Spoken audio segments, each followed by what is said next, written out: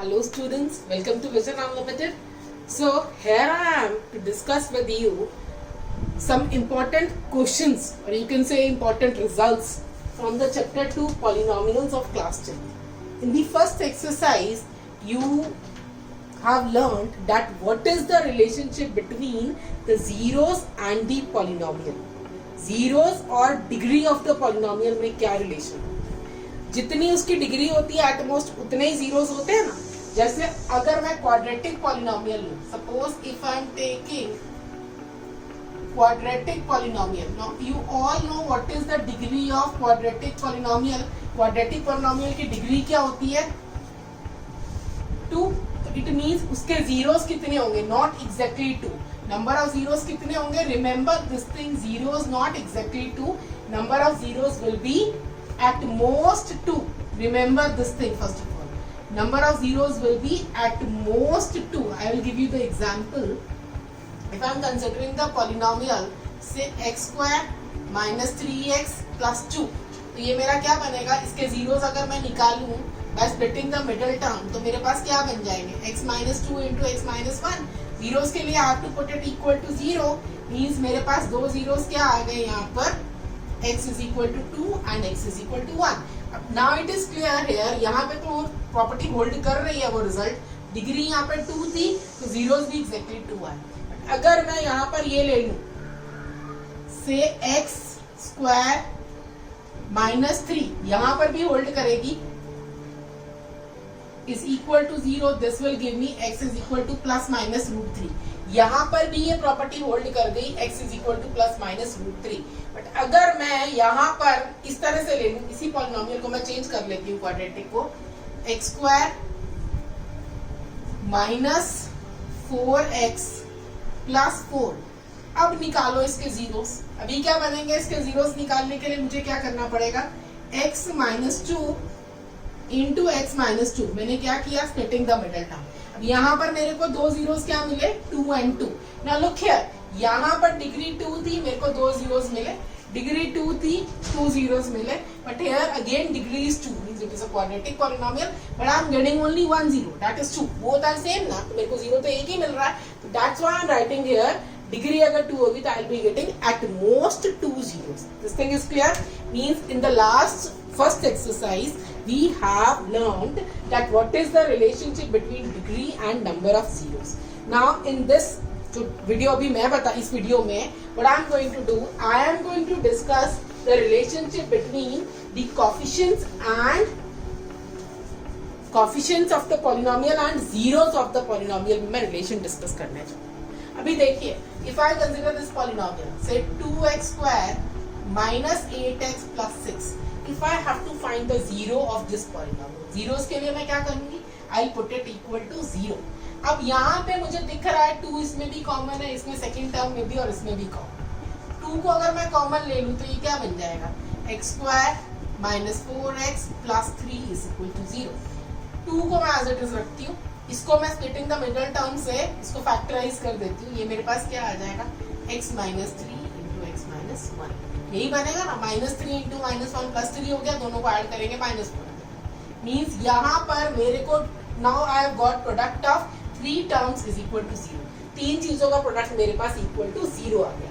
It means either 2 is equal to 0 और this is equal to 0 और this is equal to 0. तीनों में से कोई भी चीज इक्वल टू 0 हो सकती है. अब देखिए यहाँ पे ध्यान से, ये कांस्टेंट है, ये तो 0 के इक्वल नहीं हो सकता. अगर मैं इसको 0 के इक्वल करूंगी तो मेरे को क्या मिलेगा? x is equal to 3. और अगर मैं लास्ट टर्म को इक्वल टू 0 करूंगी तो मुझे क्या मिलेगा? x is equal to 1. Means I have got 2 zeros. 2 zeros मेरे को कौन से मिल गए? 3 and 1. क्वाड्रेटिक पॉलिनोमियल है, एग्जैक्टली 2 zeros आ गए यहाँ पे. ठीक है, इस पर्टिकुलर क्वेश्चन में मेरे को 2 zeros मिल गए. नाउ सी हियर, यहाँ से एक चीज मैंने रिड्यूस किया कि मींस अगर मेरे को 2 zeros पता हो तो I can write that polynomial like this. लिख सकते हैं. अब इसी प्रिंसिपल को यूज करते हुए मैं एक स्टैंडर्ड पॉलिनोमियल ले लेती हूँ इसको एक्सप्लेन करने के लिए. Relation between the zeros and coefficients of the polynomial. I am firstly taking quadratic polynomial. Now I am going to consider a quadratic polynomial to establish the relationship between the coefficient of quadratic polynomial and zeros of the quadratic. Standard quadratic polynomial मैं ले रही हूँ ax square plus bx plus ना। जैसे last example में हमने देखा I can write, अगर मैं यहाँ पर ले लूं alpha and beta are two zeros of this, अगर मैं ये ले लूं alpha and beta are the two zeros. आपने लास्ट क्वेश्चन में जो लास्ट मैंने पॉलिनोमियल कंसिडर किया था वहां पे आपने देखा 2x² माइनस 8x प्लस 6, उसको मैंने लिखा था 2 into x minus 3 into x minus 1। Similarly इसको भी मैं इन टर्म्स ऑफ जीरोस लिख सकती हूँ। कैसे? 2 की जगह मैंने लिख दिया k into x minus alpha, एक जीरो हो गया, दूसरा जीरो हो गया एक्स माइनस बीटा। अब ये क्या है? Where k is some real, where k is some real. Clear? ठीक है। अब इसको मैं एक्सपैंड कर देती हूँ, ओपन कर देती हूँ। मेरे पास क्या आ जाएगा? k into x square minus alpha plus beta into x into plus alpha, ये आ गया। अब k को मैं अंदर ले जाती हूँ, k x square minus alpha plus beta into x plus alpha beta, k सबके साथ आएगा, k सबके साथ मल्टीप्लाई होगा, plus k into alpha beta. Now you have written this polynomial in terms of this, means if I number this as 1 and this as 2, so comparing 1 and 2, 1 and 2 को compare करने के लिए मुझे क्या करना पड़ेगा? कोफिशिएंट ऑफ एक्स स्क्वायर पहले मैं कंपेयर करूंगी।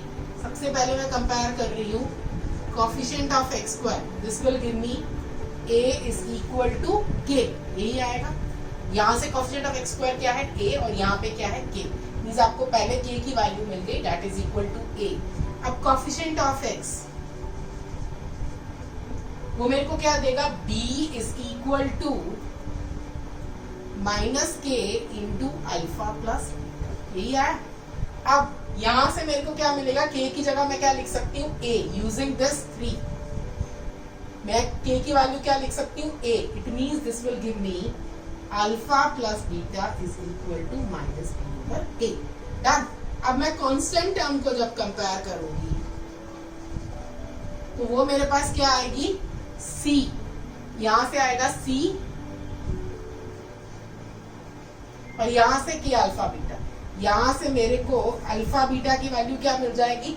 k का वैल्यू अगेन मैं यहाँ थर्ड इक्वेशन से लूंगी, वो क्या आ जाएगा? c। Now we have established the relationship between the coefficients and zeros. यहाँ मैंने zeros लिए alpha and beta.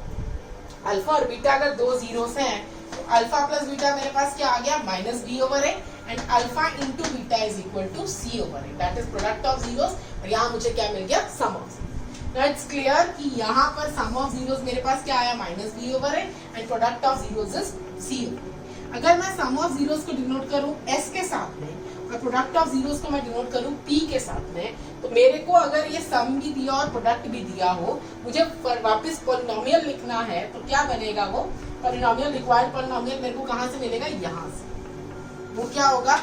k into x square minus S x plus p will give me the exact polynomial if sum and product of zeros is equal.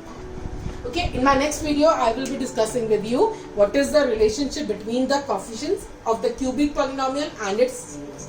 Thank you.